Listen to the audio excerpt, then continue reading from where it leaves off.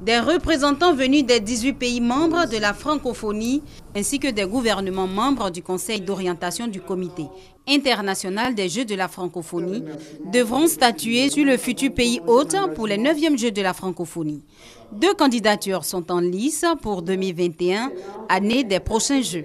2 gouvernements du même pays, qui est le Canada. Nous avons le Canada-Québec et le Canada-Nouveau-Brunswick. Et dans les règles des Jeux de la francophonie, le pays qui doit abriter les prochains Jeux doit être désigné 5 ans à l'avance. Nous allons faire un huis clos pour désigner le pays hôte des Jeux de 2021. Mais bien avant, ces 2 pays auront à se prêter à l'exercice du grand oral de présentation et de défense de leurs dossiers respectifs au cours de cette 12e réunion qui se tient en ce moment du 1er au 4 mars.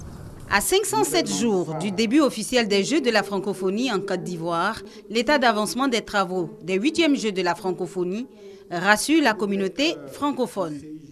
Les choses avancent bien, tous les chantiers sont lancés, le dossier d'organisation des Jeux de la francophonie par la Côte d'Ivoire enregistre des avancées et on les félicite pour ça. Le Premier ministre, en tant que président du comité de pilotage des 8e Jeux de la francophonie en Côte d'Ivoire, a fait un déroulé des avancées des travaux pour la réussite de cette manifestation de haute portée.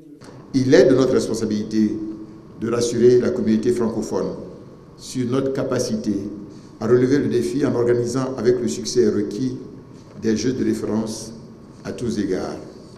Dans ce sens, j'ai personnellement procédé le 25 février dernier au lancement officiel des travaux de rénovation et de construction de la quinzaine de sites d'hébergement, de sites culturels et sportifs devant abriter les Jeux 2017. Les délais contractuels situent la livraison des chantiers les plus longs au mois de novembre 2016, soit environ 8 mois avant le début effectif des Jeux d'Abidjan.